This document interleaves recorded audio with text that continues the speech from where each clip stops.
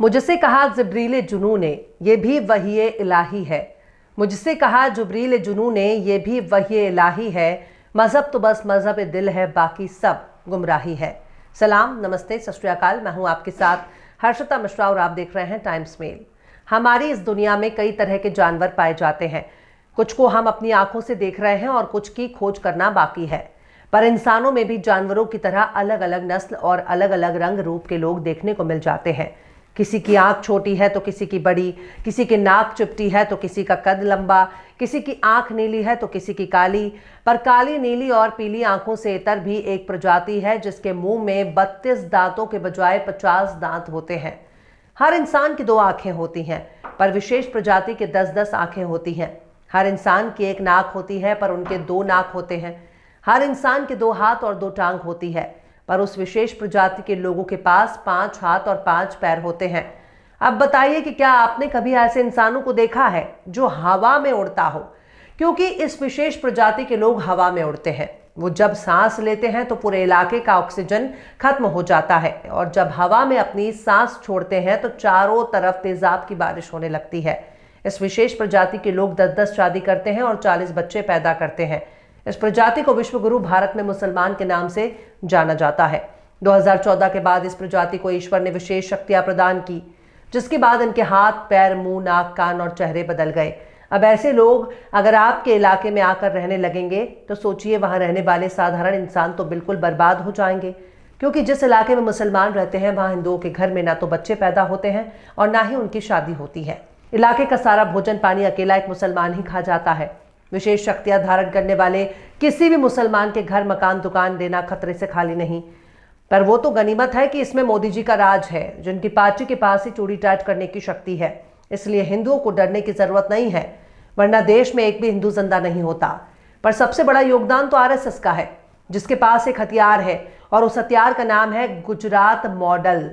इस गुजरात मॉडल की सबसे बड़ी खासियत यही है कि हिंदू इलाके में कोई भी मुसलमान नहीं रह सकता।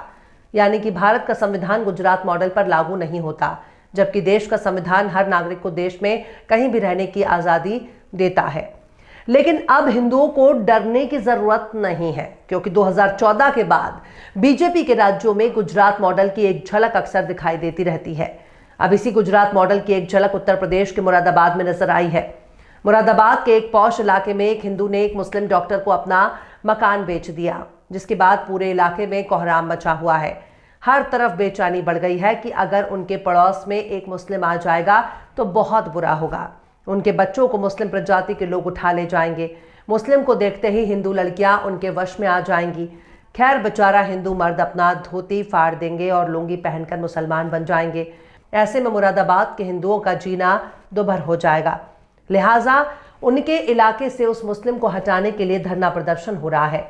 आखिर कैसे मुरादाबाद में हिंदुओं का जीना हुआ मुश्किल, बताएंगे आपको और भी बहुत कुछ। पर टाइम्स मेल के तमाम दर्शकों को सूचित किया जाता है कि अब टाइम्स मेल के ज्यादातर वीडियो हमारे दूसरे चैनल पर आएंगे। हमारे नए चैनल का नाम है टाइम्स रिपोर्टर।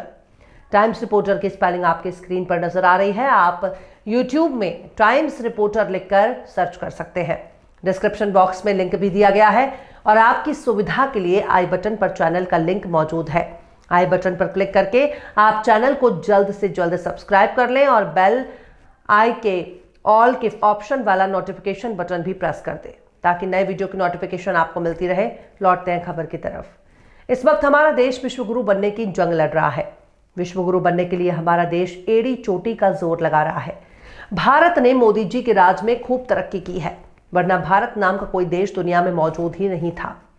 ऐसे में बीजेपी और संघ परिवार ने भारत को विश्वगुरु बनाने के लिए हिंदुओं के मन में मुसलमानों के खिलाफ खूब नफरत फैलाई है, जिसकी एक झलक उत्तर प्रदेश के मुरादाबाद में देखने को मिली है।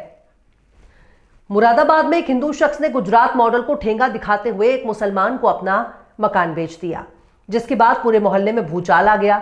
मुरादाबाद की पोस्ट कॉलोनी टीडीआई सिटी के रहने वाले डॉक्टर बजाज ने अपना मकान डॉक्टर इकरा चौधरी को बेच दिया, जिसके बाद कॉलोनी में रहने वाले नारंगी संतरों का रंग बदलने लगा।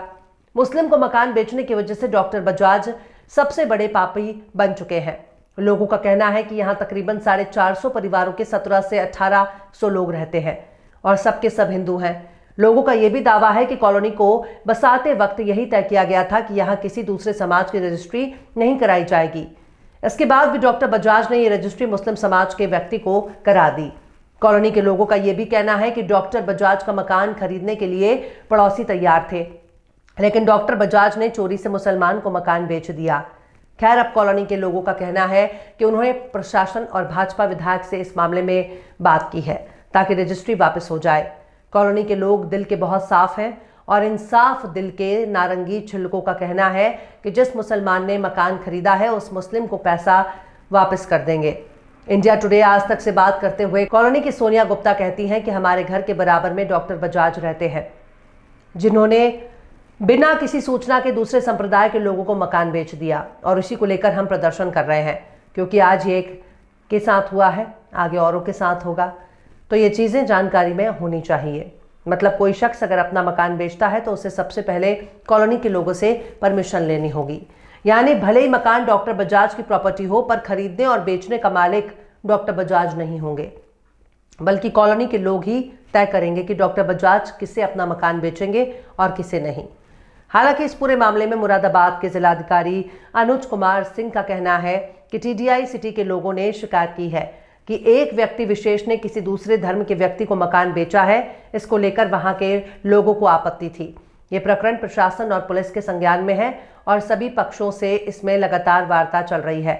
हमारा प्रयास है कि इसका जो समाधान है वो सबकी सहमति से निकले और किसी भी प्रकार का माहौल खराब करने की चीजें इसमें ना हो।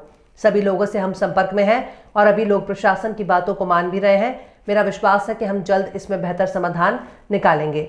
यानी डीएम साहब को उम्मीद है कि वो हल निकाल लेंगे और मामले को शांत कर देंगे। पर साहब, जिन लोगों के दिमाग में हिंदू मुस्लिम का कीड़ा घुस चुका है, उसको सही करने का सिर्फ एक ही इलाज है। अगर प्रशासन ऐसे लोगों की लट से सुताई करना शुरू कर दे तो इनकी खोपड़ी से नफरत का कीड़ी बाहर निकल जाएगा। आज इनको इस बात की दिक्कत है कि इनके बीच मुसलमान कैसे रह सकता है। ऐसे लोगों को मुस्लिम से ही दिक्कत नहीं होती, बल्कि अगर मुस्लिम के बजाय दूसरी जाति के किसी हिंदू के जरिए भी मकान खरीद लिया जाता है तब भी इनको ऐसे ही मिर्ची लगती है जैसे अभी लग रही है। ऐसे नफरती चिंटुओं को लाल मिर्ची की धुआं देने पर सारा भूत उतर जाएगा। कायदे से ऐसे लोगों के खिलाफ प्रशासन को एक्शन लेना चाहिए। ऐसे सांप्रदायिक लोगों को ज्यादा इज्जत रास नहीं आती, लिहाजा इनको भारत से बाहर किसी आइलैंड में छोड़ देना चाहिए ताकि ये मुस्लिमों से दूर किसी जंगल में आराम से रह सके। रघुपति सहाय उर्फ फिराक गोरखपुरी ने भी क्या खूब फरमाया है, मजहब की खराबी है ना अखलाक की पस्ती। मजहब की खराबी है ना अखलाक की पस्ती, दुनिया के मसाइब का सबब ही कुछ और है। फिलहाल इस खबर में बस इतना ही। इस खबर को आप हमारे साथी शम्स तबरेज की कलम से सुन रहे थे। आपको कैसा लगा कमेंट बॉक्स में जरूर बताइएगा। वीडियो पसंद आए तो यूट्यूब के वीडियो लिंक को फेसबुक, ट्विटर, व्हाट्सएप पर अपने रिश्तेदार, यार, दोस्तों को भी शेयर करें। और बेबाक, निष्पक्ष, स्वतंत्र पत्रकारिता को सपोर्ट करने के लिए आप हमारे चैनल टाइम्स मेल को जरूर से सब्सक्राइब करें। और हाँ, बेल आइकन की घंटी वाली बटन भी आप जरूर से दबा दें ताकि आपको हमारे आने वाले नए वीडियो की नोटिफिकेशन फौरन मिल जाए।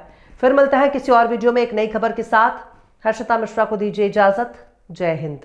अगर अभी तक आपने हमारे चैनल टाइम्स मेल को सब्सक्राइब नहीं किया है तो जल्दी से सब्सक्राइब कर दें और बेल आइकन भी प्रेस कर दें।